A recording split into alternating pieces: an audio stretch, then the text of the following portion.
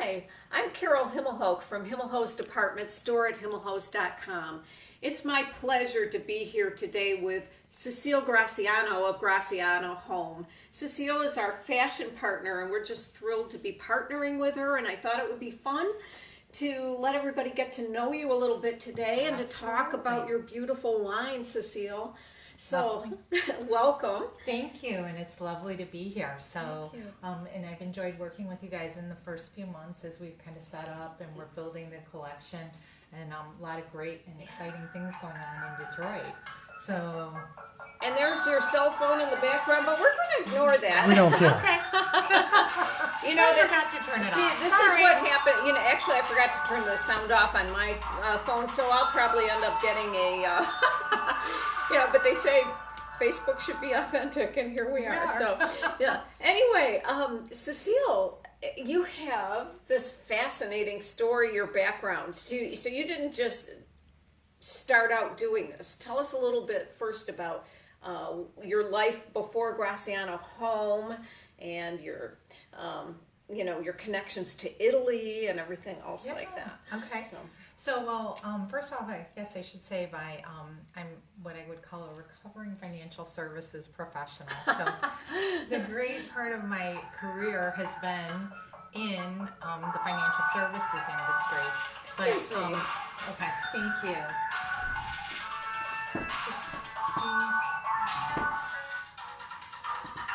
I don't know, I'll let you silence it. So let's start again. You're a recovering financial services industry.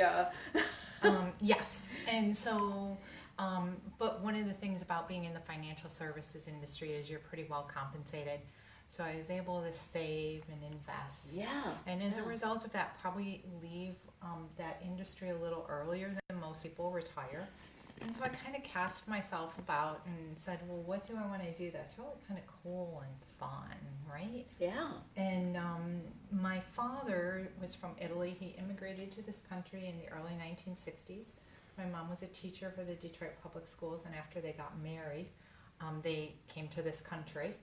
And he actually worked in the Guardian building where we did one of our pop-ups at one point. Yes. And but as a result of my father being from Italy, we spent a lot of our summers there. So I was Can you imagine how wonderful was that? Yeah. Well, I mean, this wasn't a country home. In what part of Italy? Northern Italy, Piemonte. So the north, the capital is Turin, which is the place that was the venue for the 2006 Winter Olympics. Yes. And I was able to attend, and they did a really wonderful job. It was probably not a highly attended Olympics, but they did a great job.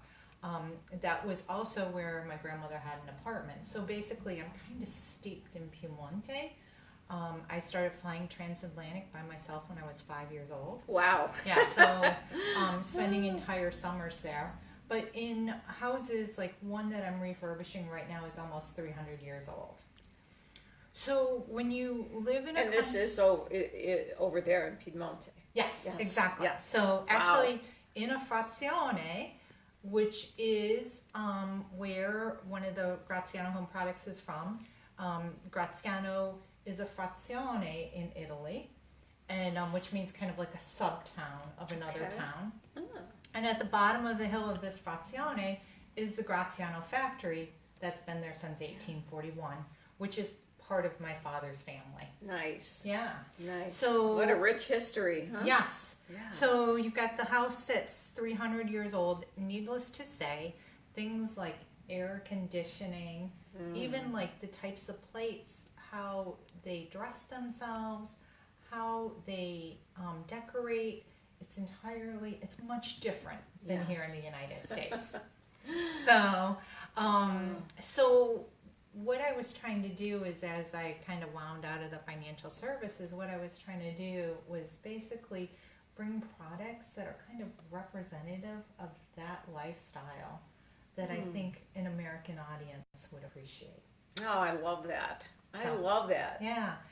Actually, when I was over there, I don't know whether it was the time before, the last time or the time before, Nino Cerruti, who's one of the iconic Italian designers, who's gone through some transformations with his label, but he is actually now controls just the lanificio, where they make the wool that he used to supply to his collections. But when you walk in, there's a saying on his board as you walk into the outlet for which is Il Lanificio, and it says natural born elegance. And that was just Lanificio. So when you go to Il Lanificio, yep, you walk in and you see the stuff that he's making in this Lanificio, but it is natural born elegance, and I guess this kind of ties in.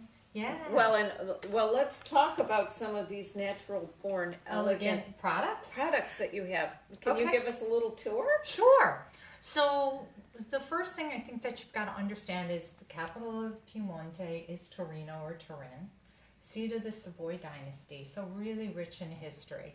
And then if you proceed a little east towards Milan, north of the A4, which is the road that runs between Turin and Milan, and keep in mind that you've got the Alps as a backdrop, right? Oh, yeah. So you see the snow-capped Alps, and then companies like my father's family's company and Erminal Gildo Zegna, all these iconic Nino Cerruti, they're all based there.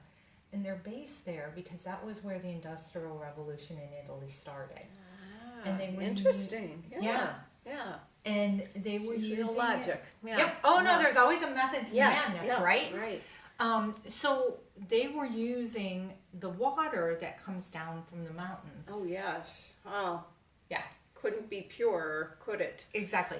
Yes. Couldn't be pure. It gave them power, right? Yes. Yes. So it basically electric power. Yes. Exactly.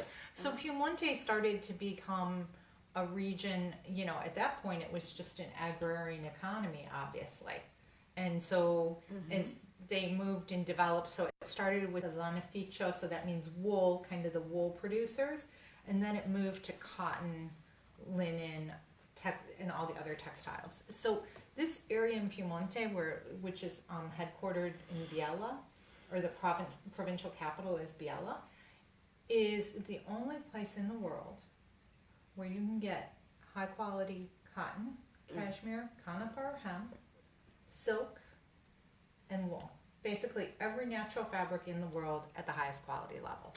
Incredible. Yeah. Well, and there is a huge difference in quality. You can buy cashmere, for example, elsewhere, but the feel is so different. Yes.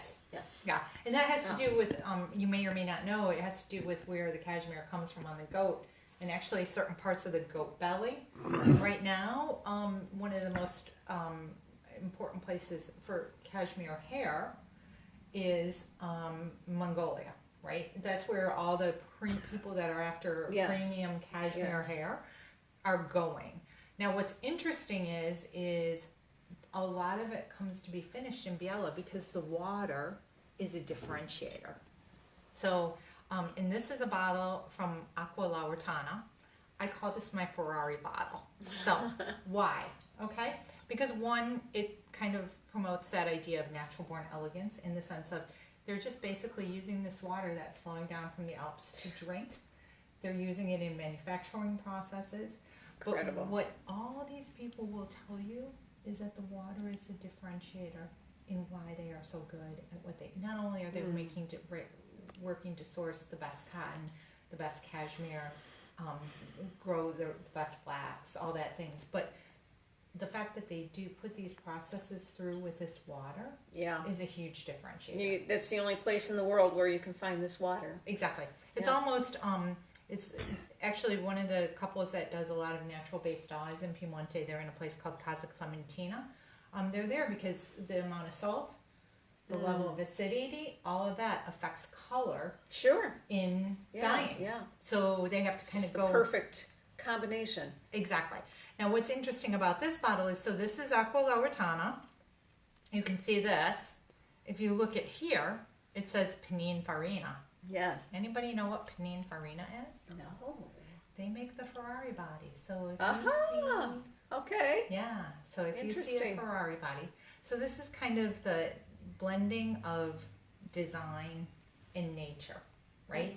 So this is a bottle that's really great. I love that. That's very well put. Yeah. So thank you.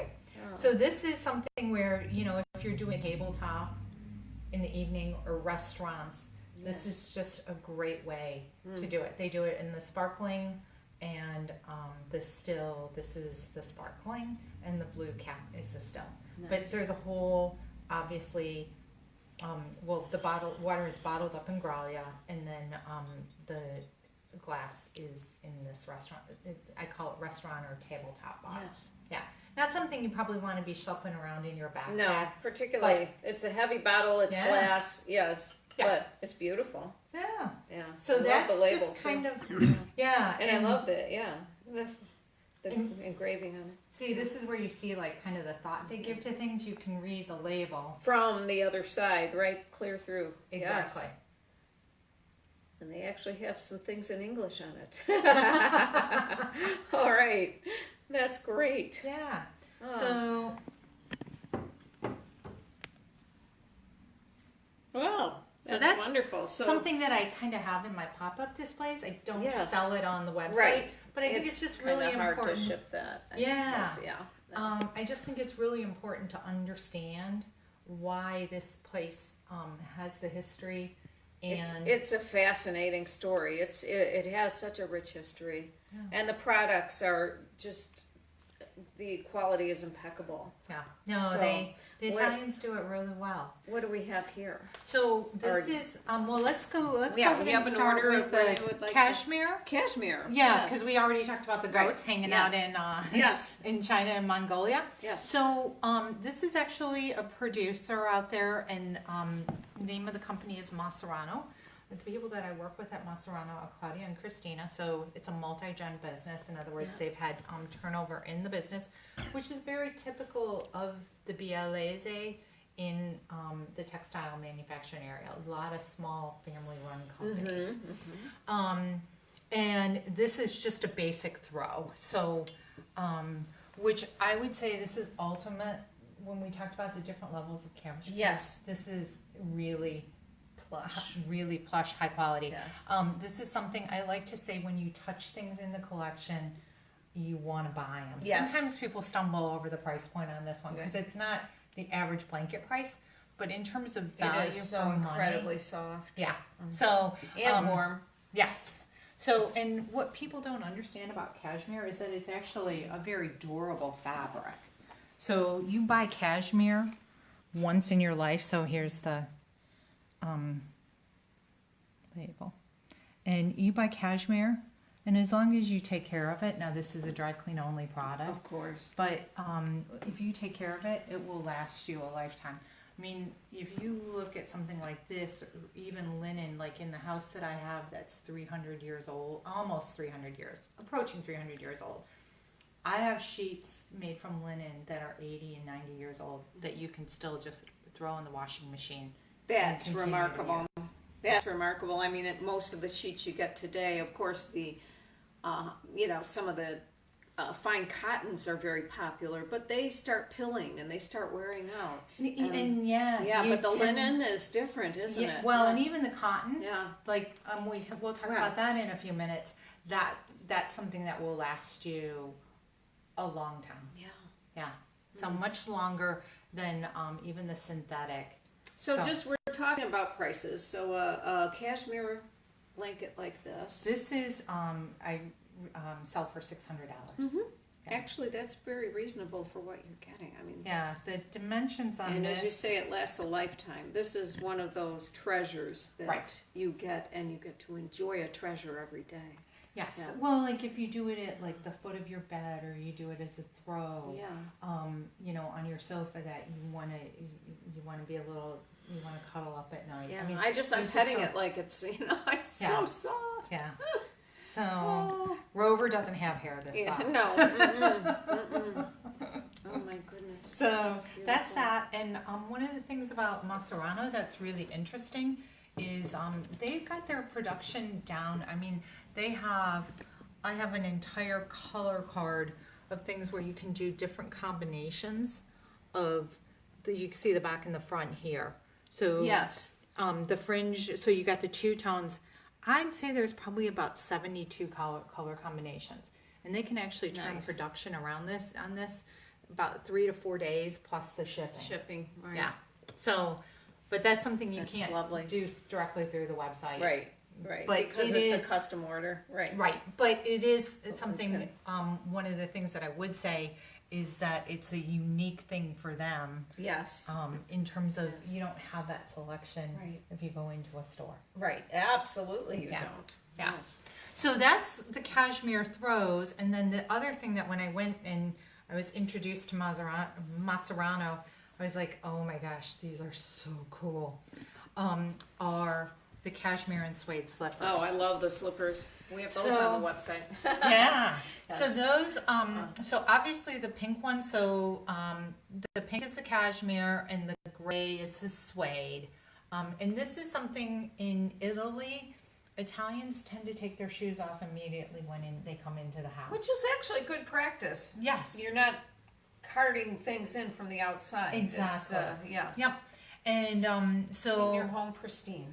yes. And I will tell you, the Italian ladies seem to be in general better housekeepers than us, but Yeah.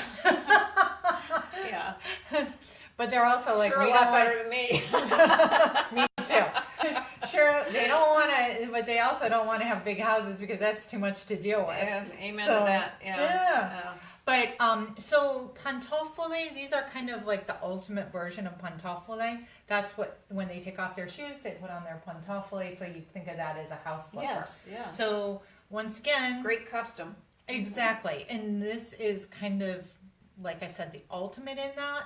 We've got the slides, right? The slide-on version, and then for the ladies, you've got I love these. I'll pull out one of each because the Yeah. color combinations are really beautiful. We have the navy and the pink, and these are suede. Yep. And what is the inside made? The inside is cashmere. Cashmere. Yes. And then the hunter green and pink. It's a beautiful combination. Yeah. All suede and cashmere. And they're very stylish. I mean, they'd be you wouldn't want to wear these on the street, but they're so No. fashionable you could. Right. Right. And, so like this is something like I'm entertaining at home and I want to put on a pair of comfortable Yes, shoes, but I don't want to yes. look like a dork. Right. So you could do that easily. You'd look a lot better than a dork in these. You Yes. would look elegant. Yes. So that's that. Yes. And then this is more like I've got my robe on, I've got my pajamas on, Yes. and I'm walking down to the kitchen. Or I come in and I put these on when I get home. Yes. Yeah. And I would think that would be something also that would be sort of a custom and a habit that sends a signal that I'm home and I truly get to be comfortable and relaxed. I hadn't thought about that, but yes. Because it's almost like a custom that yes, it's changed. Right. I'm no longer out there. I'm in here. I'm in my fortress of solitude. Yep, now all you need is a cocktail to go with it. There you go. That always helps. And then for the guys, because we don't want to leave the guys No. out, right? Absolutely not. There's also a version of call it the slide, or I guess you could say mule. But this is the men's loafer version. And those are so stunning. Yeah. So once again, cashmere interior, suede exterior. There is no sole per se in the sense of it's suede. So these are all dry clean only. But once again, very durable. If worn just inside the house. Gets kind of interesting if you go outside, but. So that's pantofole, and I'd say that's something that's a little bit different in the way the Italians live versus Yes. how we do, right? So, and a lot of them have, instead of not a lot of wall-to-wall carpet in their homes. As a matter of Sure. fact, I never see wall-to-wall carpet in their homes, Sure. which is a lot different than the It American is. culture. It is. Yeah. So that kind of covers a little bit about Maserano and why I've got them in the portfolio. The water.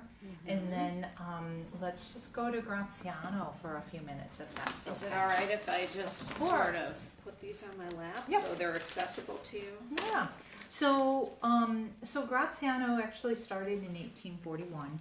I have not been, this is my first really direct involvement with them in terms of kind of helping them they've always been suppliers to really high quality outlets in the United States. So in other words, they sell to companies that make, like they've had contracts with Bloomingdale's, they've had contracts with Neiman Marcus, where they've made sheets, pillowcases for Neiman's, but they've never done it under their own brand.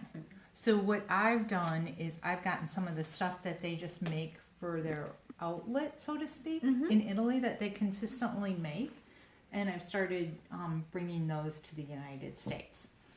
So let's just talk about, let's just take the towels, because we talked about the different textiles. So we talked a little bit about cashmere. So we'll go to cotton, which is another one.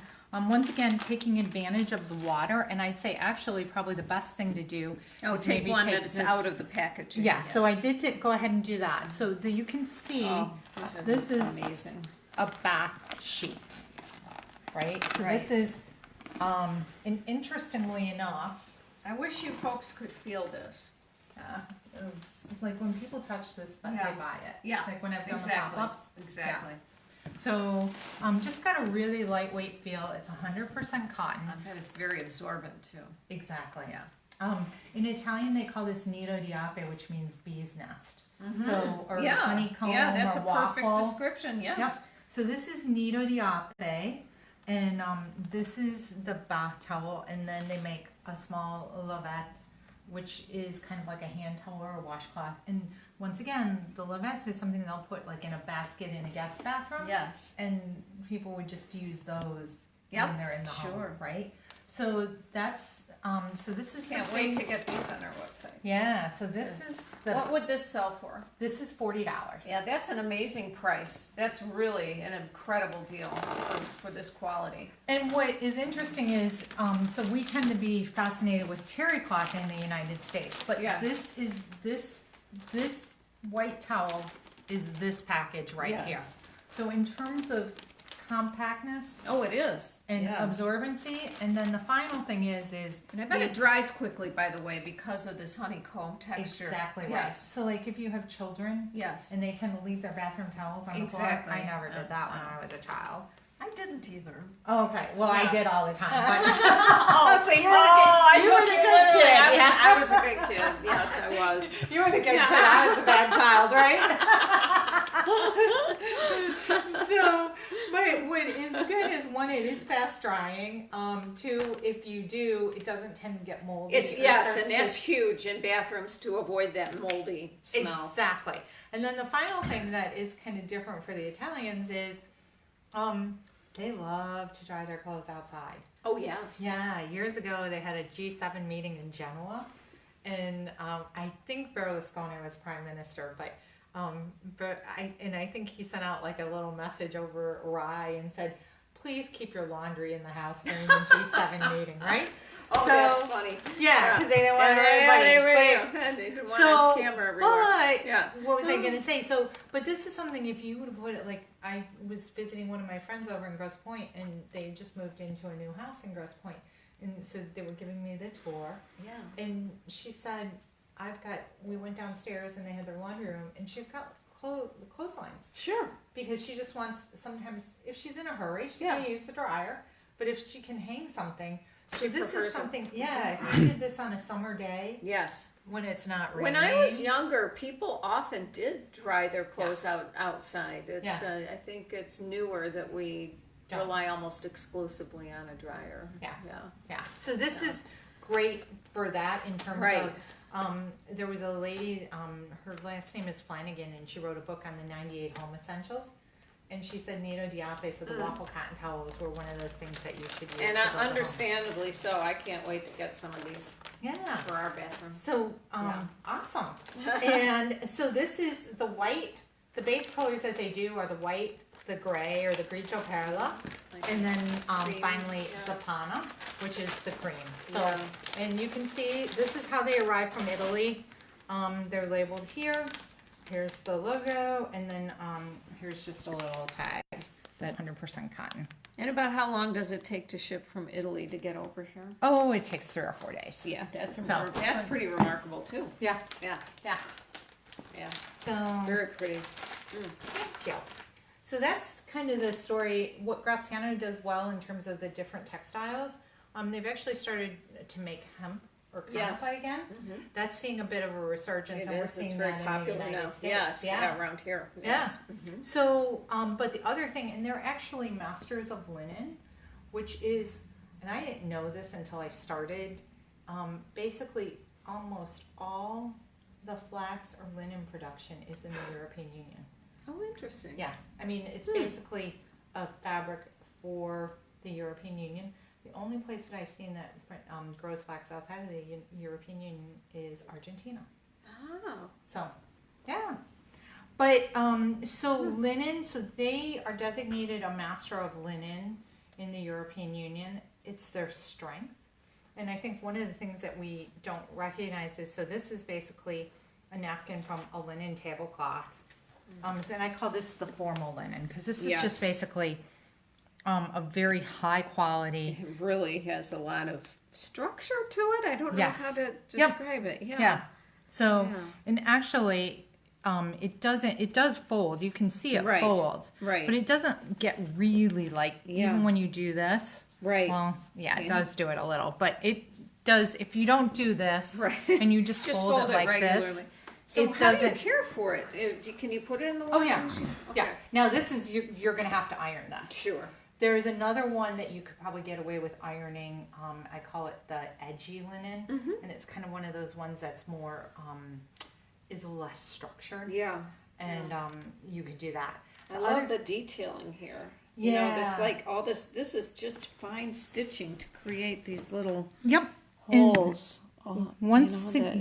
Every hole has a stitching around it. It's like it's incredible. And that's a hem. Yeah, that's a hem stitch. Wow. That's the hem. Okay. Right?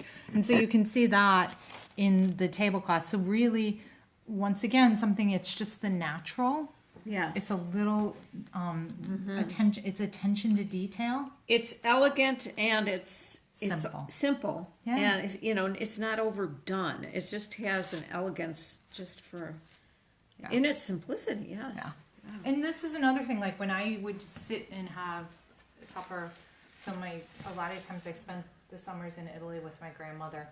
And we would go over before my parents would come, and then my parents would come later. Or sometimes my mom, because my mom had more time off, would come over with us. But every time they sit down at a table, like if I go over to my friend Christina, who lives across the way, and I sit down, the first thing is like, do you want a coffee, right? When you walk into an Italian home, do you want a coffee, right?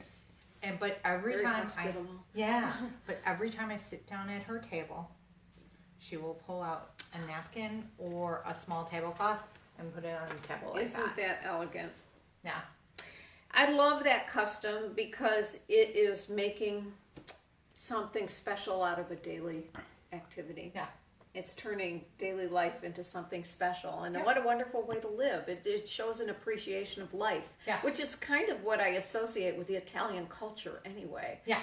Yeah. Oh, no, definitely. Yeah. Yeah. Yeah. It's so, like extension of that. Yeah, so this is, attitude. and this is something, this is like the basic linen. When I said I've got sheets that are like 70, 80, 90 years old. Yeah. I've got some of them that are made in hemp too. Wonderful. Yeah. So. But so that's linen and cotton, and those are kind of. So this is one of the tablecloths. Exactly. So this is We won't take it out, but it's a different color, and obviously this in a larger scale. So so this is one of the napkins, and then this is the tablecloth with the 8 napkins, and you can see the napkin there. That's a wonderful set. And how much would somebody spend on this set? This is $225. That's very reasonable. Incredibly reasonable. Yeah, for 8 place. That's incredible. Yes. Love it. So. And this is, what generation are you in your family here for the Graziano? I'm like, I'm trying to, they were 18. Goodness line? Oh, so it's probably got to be 6th. Wow. I'm like, if I had to guess. I mean, I'm just. Yeah, right. Yeah. That's wonderful. I love that connection. I do have a family tree upstairs. Yeah. No, that's a wonderful connection. Drop downs on the. It's a wonderful connection. So I think we've kind of covered a few of the basic things, kind of, let's just say the intro to Graziano Home. Yes. So let's just wrap it up with one little Break more, my heart. one more thing. Yeah. So this is actually a famous, it's very well known in Biella, but it's not much more, it's not terribly well known outside of Biella, and they're called canestrelli. Canestrelli.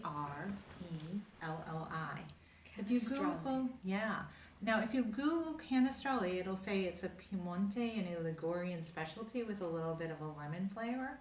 And the Biellese have gone off and done their own thing. Mm-hmm. So the Biellese version is, I call it a chocolate wafer cookie. But the story of Biella in Piemonte, in Torino specifically, is chocolate. You can argue Torino is one of the chocolate capitals of the world. Mm-hmm. But pretty much all of the Italian, Ferrero Rocher is in Alba, which is in Piemonte. Mm-hmm. Pretty much all of that chocolate is got hazelnuts in it. Right. Yeah. And so for a very delicate balance. Yes. So interestingly enough, hazelnuts were used as a filler for chocolate by the Italians after the Napoleonic Wars, and Ferrero Rocher started using hazelnuts to start a chocolate business after World War II, because of course the Italians were a little down and out at that time, absolutely. Right? Yeah. So they wanted the average Italian to be able to enjoy chocolate. And so the only way to be able to afford to produce it was to add hazelnuts. Exactly, so they'd use less chocolate. Isn't that interesting to think about the origin of what is such a delicacy today? Yes. Of the combination of hazelnut with chocolate? Right. Yeah. And actually, what's interesting is, so to your point of the hazelnuts, now the hazelnuts are harder to get than the chocolate. Yeah. Companies like Ferrero Rocher are actually sponsoring farmers in Chile to start growing hazelnuts because the worldwide demand continues to grow. How it flips. Yeah. So, so this is a little pasticceria in Biella. I would say they are the best at doing this. And the thing that's really nice about this and why it blends into the concept of Graziano Home is because these canestrelli are packaged in these boxes. So if you buy one and you take it home, intending to take it to a party as a hostess gift, make sure, please, that you have a short window, because otherwise you usually wind up consuming it won't last you very long. I can assure you that. Yeah, so these are incredible. But literally, they come in these boxes, so you can unwrap them, and then they're encased in another box, and there's 12 cookies in a box like this, and this retails for $40 on the website. Yes. Yep. So here, let me just give you a little taste, because you can certainly. I literally schlepped these to friends all over the world. Yeah, this is you couldn't ask for a better gift. Yeah. So to yourself, really, even a gift to yourself. The balance is. It's just delicate. It's rich and delicate and light at the same time. No. So, and there's no preservative. So, once again, kind of fits into that Italian lifestyle, because the Italians go and buy their bread every few days. Mm-hmm. Their bread doesn't have preservatives in it. And it's so much healthier. So, hey, eat your chocolate. It's healthy. Thank you very much for this. It's a great treat. You're welcome. So I think that kind of just concludes. Hopefully that gives you a flavor of why I put the things that I put in the collection. Yes, and how it fits in with the Italian lifestyle. And it's such a fascinating story. It's a rich history. It's really wonderful to be able to look back at the generations and trace the history of how each product evolved. And I think it's wonderful that you're keeping this line alive. And we are just, you are. Yeah. It's early stages. And we are very proud to be partnering with you. And I'm glad to be on board with you all. Thank you. And it's just a pleasure to be with you today, Cecile. And thank you for joining us. We're in Huntington Woods in Cecile's lovely home. So thank you.